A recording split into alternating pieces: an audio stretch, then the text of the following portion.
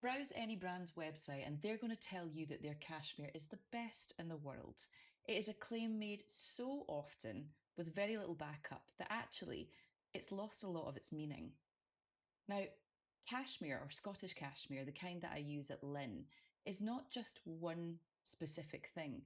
It's made up of three really important components, and those are goats that come from Inner Mongolia, a type of water that you find in Scotland, and the hands of artisans who have been making these products in specific geographies for centuries. And I like to call this the Holy Trinity.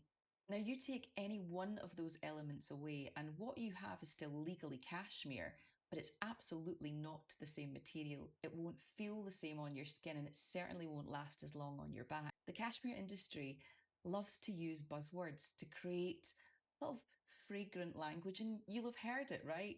The goats are nomadic, and the product is sustainable, lulling you into a false sense of security that all cashmere is made the same when it absolutely is not. Now, I've spent the last 15 years inside the British textiles industry, predominantly specialising in Scottish textiles. Firstly, as a fashion journalist, then as the brand guardian of an artisan tartan mill. And throughout all of that period of time, I was publishing books on the subject matter.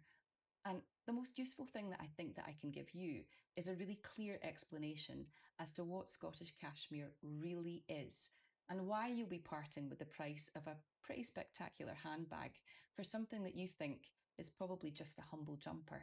First up in my Holy Trinity is the very glamorous goat. Now, you might be shocked to know that these goats are not Scottish. They come from Inner Mongolia. And it's something that I probably have to talk about the most when it comes to talking about Scottish cashmere, because once you understand this aspect of the Holy Trinity, the rest will absolutely make sense. Now, the cashmere goat is actually called a certain breed. It's called the Kerprahiscus goat. And you can take that goat and you can physically put to them all around the world, and they will still produce their fleece, right? So you could bring them to Scotland, for example. You could take them, and you do, to New Zealand. They're bred in Afghanistan. You can also get them in South Africa. There's lots of places where cashmere is farmed around the world with these goats. Now, what Scotland does is specifically use the cashmere goats that come from Inner Mongolia. They've been doing this for 250 years, right? It's trade that goes back centuries. Now, what's important about this element, I like to talk about champagne as an analogy.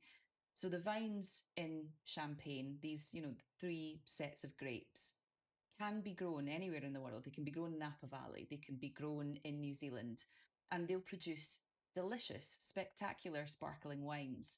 But you can't legally call it champagne unless it's from the region, right?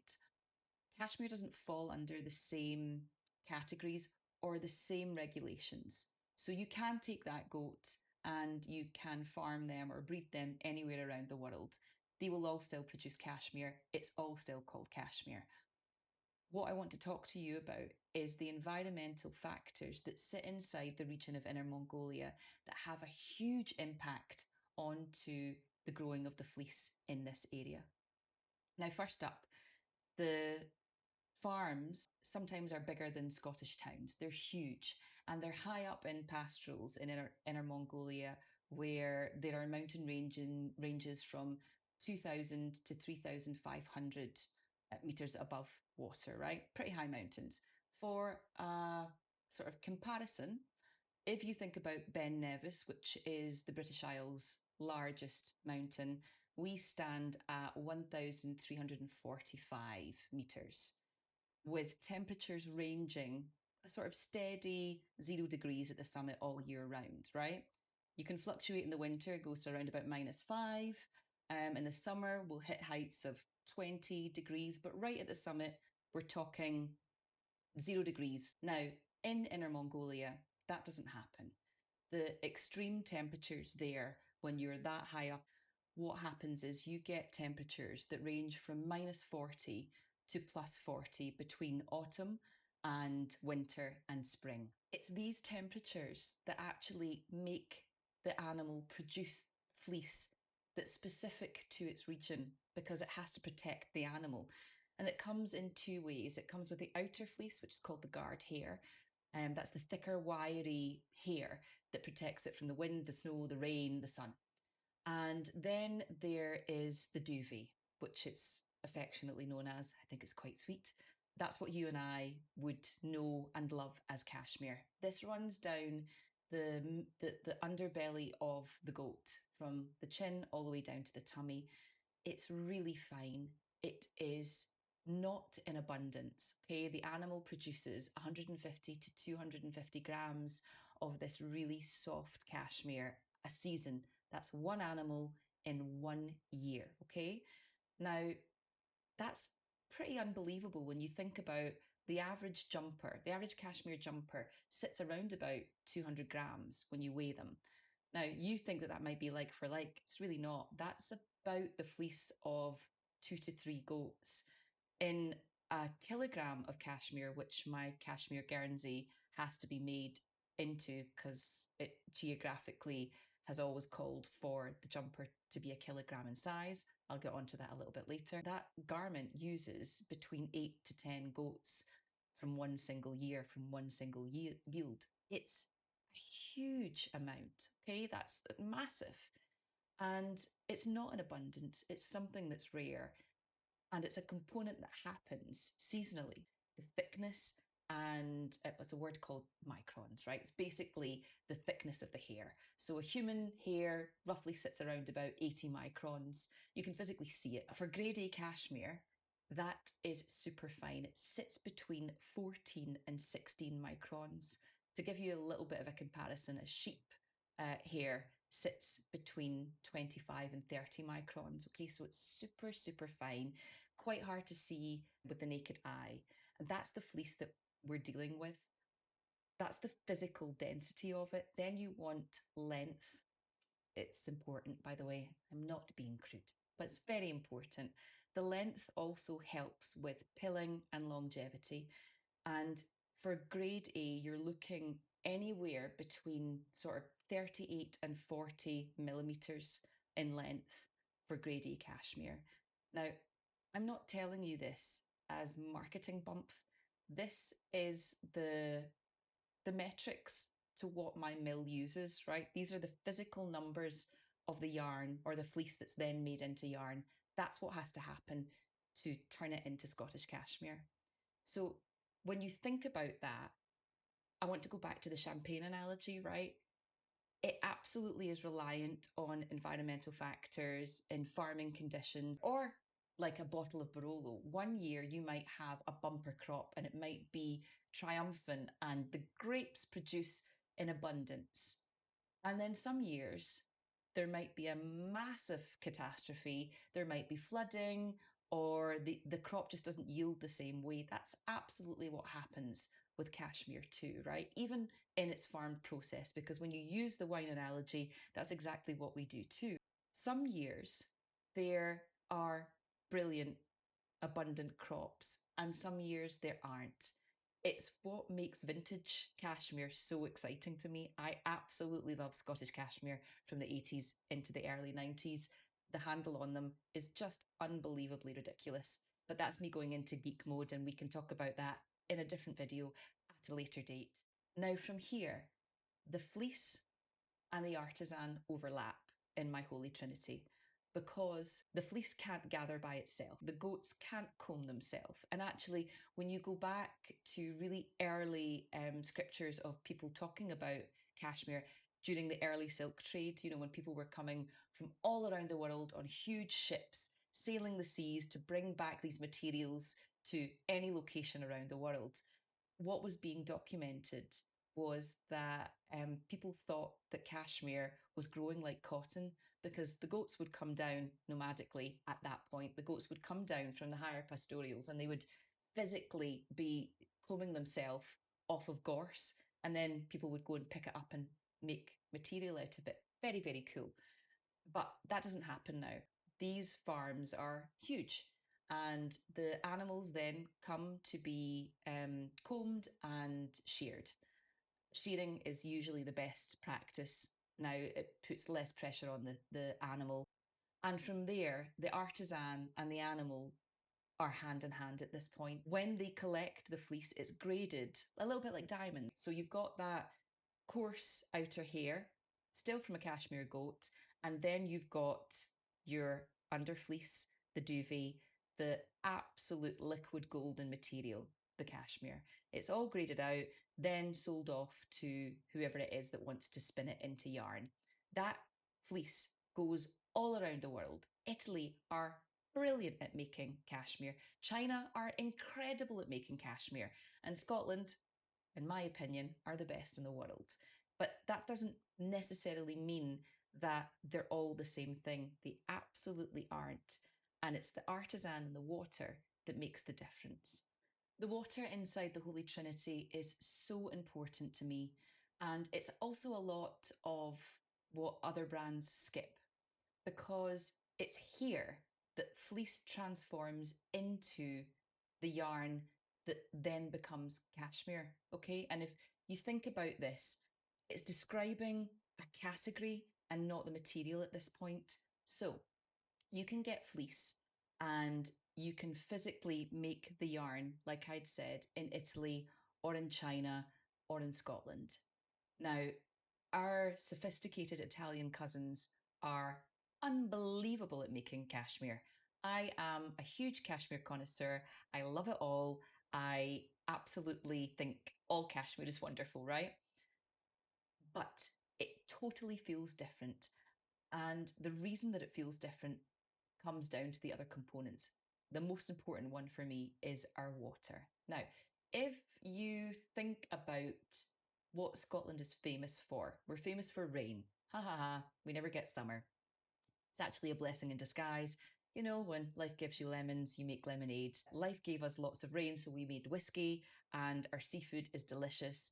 And then we ended up excelling in making world famous textiles. Our water is soft.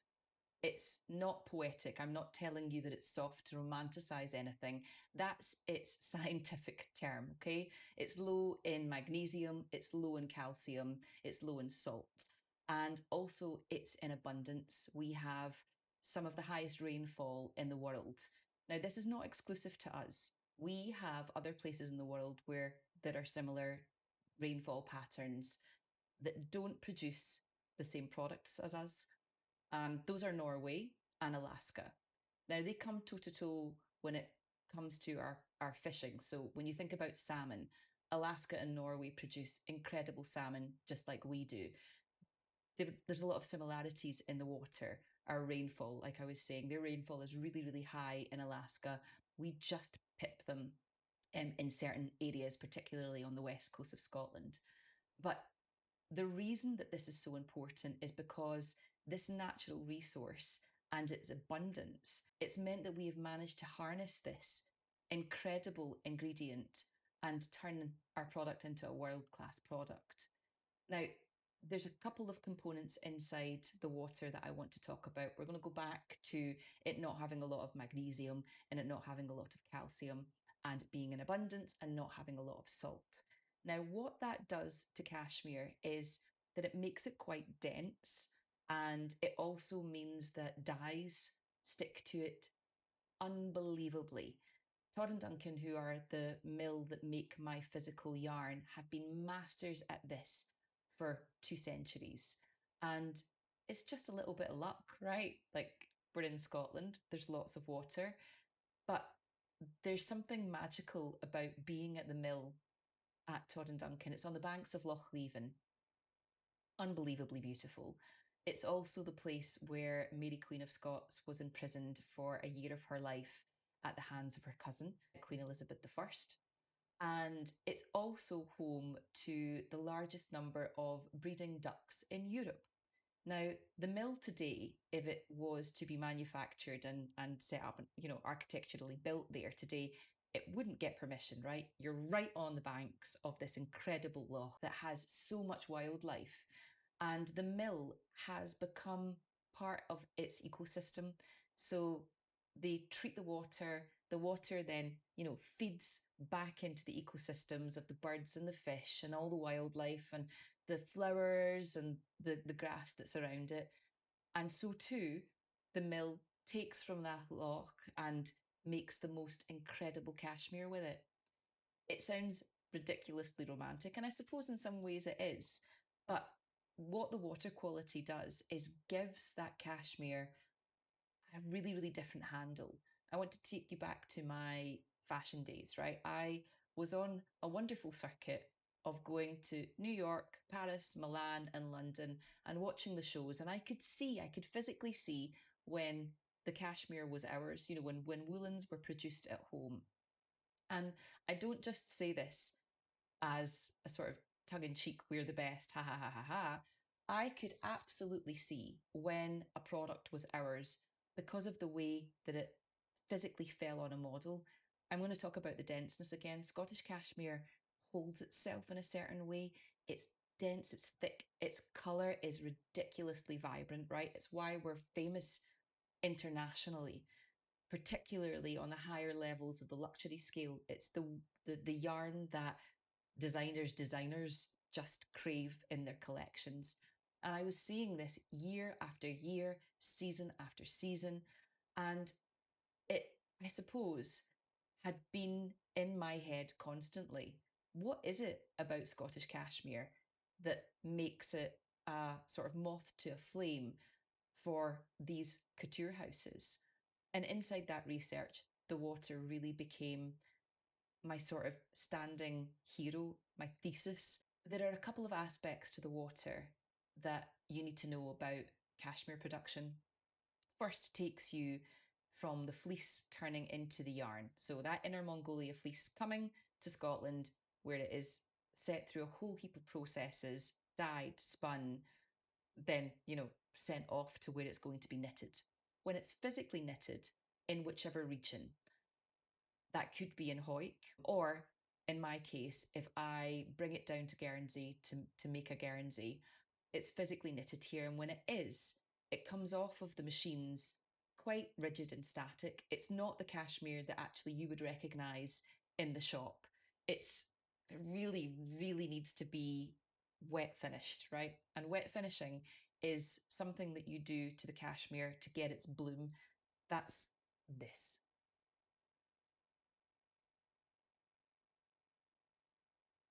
That fuzzy, peachy, soft gorgeousness. Now, to do that, you have to wash it.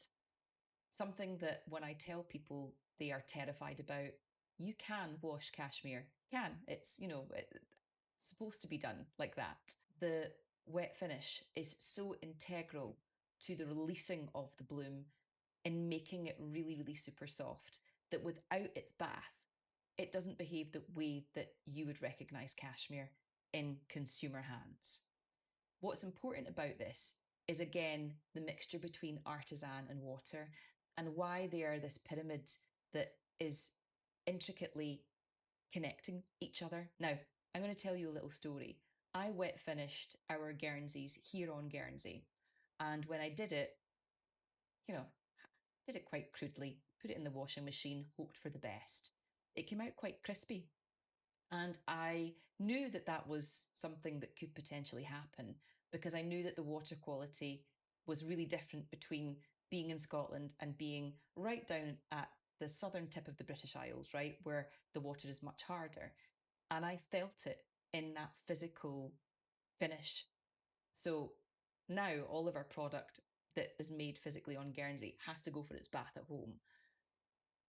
The reason that this is important is because you can do lots of things to water. Of course you can. You can strip out those minerals that I was telling you about that makes water hard, but inside new developed cashmere, are plants really going to be doing that?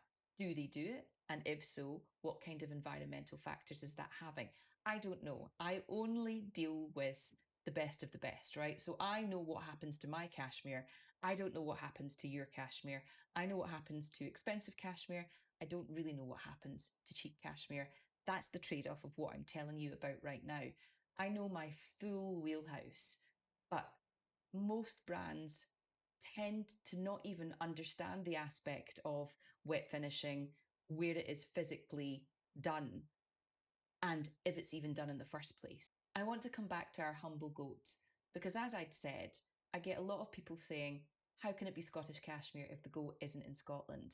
It's not about the location of the goat, it's about the location of the water. The terroir of cashmere has nothing to do with where the goats live, and it has everything to do with where the fleece is transformed into yarn, be that Scotland, be that Italy, or be that China.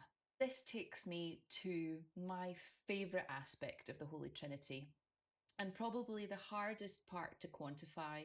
But if we lost this component, my goodness, it would all be over. And that's the artisan. The artisan for me is probably the most integral part to the whole journey because you can have fibre and water, but without the hands of the artisans, you don't have a product.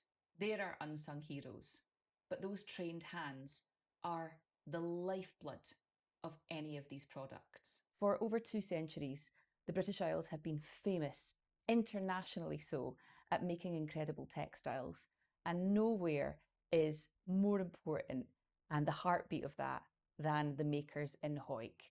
It's not dubbed the cashmere capital of the world for nothing. It's had some real highs, from those halcyon days of producing 1 million pairs of cashmere hosiery a year, all the way to the recessions of the 90s and noughties, when it looked like our whole cashmere industry could be obliterated because of the want from the consumer for cheaper and faster cashmere. But the community stayed strong and really dug down into their values. And so too then did the customers, who really believed in buying from Scotland. Now, there isn't a couturier in the world that doesn't have a speed dial to a cashmere mill. I promise you, it is a glittering array of who's who's, which is really very cool. And the reason that that happens is because those artisans are unbeatable. These are people who have trained for decades, who have been doing these jobs that have been taught by generation after generation, techniques that have been passed from hand to hand. And this is the lifeblood of the whole process of the Holy Trinity to me. These artisans are integral to that. And as a custodian of these practices, it's so important to me that each of the pieces that I celebrate are done so by the artisans in the geography that they have become famous for. I want to talk about Locharan of Scotland. They are the people who make my shepherd's plaids. They are tartan experts, right in the heart of the borders. Why it's important for me to have the plaids made in the borders is because a shepherd's plaid is classically done in a border check. So 500 years ago, shepherds were physically wrapping themselves in huge pieces of material like this. This piece of workwear was literally wrapped around the shepherd so that they could go and do their job. They would physically go and pick up lambs and put them in the material to be able to transport them back to the farm. Now, the aspect of this isn't just quaint, it's actually in the fabric, right? That's what was happening. And so to take the piece away from its geography just makes no sense to me. And that's why I'm such a firm believer in being a custodian of the piece coming from the place where it was born. This then transcended workwear, as so many pieces often do, and it was hijacked by Sir Walter Scott, who was romancing the crown at the time and also trying to bring Scotland back into a union fold, right? We had just had tartan outlawed by the Jacobites when they were defeated by the English, and tartan was not allowed to be worn or woven anywhere. The reason for this was because, obviously, on the battlefield, people could identify that soldiers were fighting in tartan, so they wouldn't be killing their own people. So anyway, it was outlawed. By the time you rock up in the 1850s to Sir Walter Scott, who's trying to lure George V to Scotland, he adopts the shepherd's plaid as this sort of formal piece of Highland wear, very sort of peacocky. We still see it today in Scottish Highland dress. It's that huge piece of colourful material that's wrapped around the kilt. You can make love in it, get married in it, or you can go to war in it. The piece has to be woven in the borders. It's a borders check. It started as workwear. This is not for optics. This is something that is so important to me. These people have been making these items in these geographies for centuries. And as a custodian of that, it's integral to me and my business to make sure that the next 100 years sees us making in these geographies. That takes me to Fair Isle, where a handful of women still knit. If you don't know where Fair Isle is, it's a tiny little island off of Scotland before you hit Norway. You will have heard of a Fair Isle pattern, a Fair Isle sweater. That's those, motifs that you see that are very, very colourful in jumpers. They became internationally famous because of shipping. Okay, these women were trading with men who were coming up the English Channel all the way up to Norway, going about their business, and the women were trading with whatever it is that they could find, and the print became internationally famous. Marie, who makes the jumpers, is one of a handful of women who still knits today. To keep the community going, there's only 50 of them on island. They all have to pitch in. So Marie does a shift at the airport and she'll do a shift on the fire brigade. This is a necessity inside the island. And then when it comes to spring, Marie is lambing for like 8 weeks. She's doing so many jobs, and in between that time, the lifeblood of the island, its signature piece, is knitted in that downtime. It's incredible. And it's a tradition that is so important to me, is held and withheld on that island and still happens today so that it can happen tomorrow and in 100 years' time. That takes us to the artisans here in Guernsey. The Guernsey as a sweater, much like Fair Isle, is a jumper that has about 500 years or so of heritage stitched into every single one of those garments. Knitted by people on the island, for sailors and fishermen, it is an integral piece of workwear that has transcended the island and is internationally famous.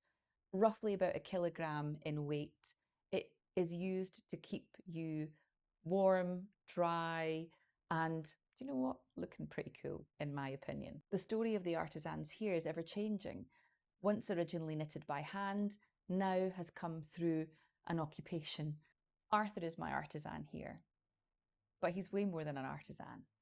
He is a man who is experiencing his 80th year around the sun, and what that man does not know about knitting is not worth remembering.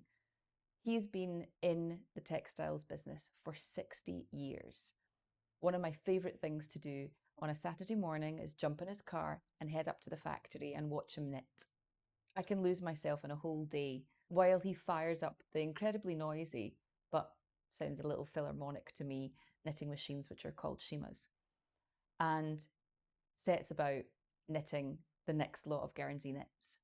It took Arthur and I just a little over a year to work out the correct gauge, the correct thread count, the correct tightness and tension inside those knits to make sure that the Cashmere Guernsey was the exact same as a new British wool Guernsey, so that the feeling was the same, the denseness was the same. It's just that the softness of the Scottish Cashmere could come through. Arthur is a national treasure, in my opinion. He had a textiles business in the Midlands in the 80s and 90s, and when he decided to retire, he left the Midlands for Guernsey 20 years ago and decided to take two of his Shimas with him. Now, that career alone produced the majority of Next's knitwear for the best part of a decade. He has a piece in the Guggenheim that he created himself. He is a font of all knowledge. This man is an absolute legend and the epitome of what an artisan is. It's more than information passed down from one person to the next. He just eats, breathes, and sleeps this. So when you're holding that Guernsey, you're not just holding a piece of actual history knitted for the last 500 years. You also have the expertise of a man who's had his whole career in textiles knitted physically into that piece. It's worth its weight in gold to me. Now, the geography of this isn't for optics. The geography is integral to me. These artisans in the place where they are knitting and weaving is as much part of this story as the piece itself.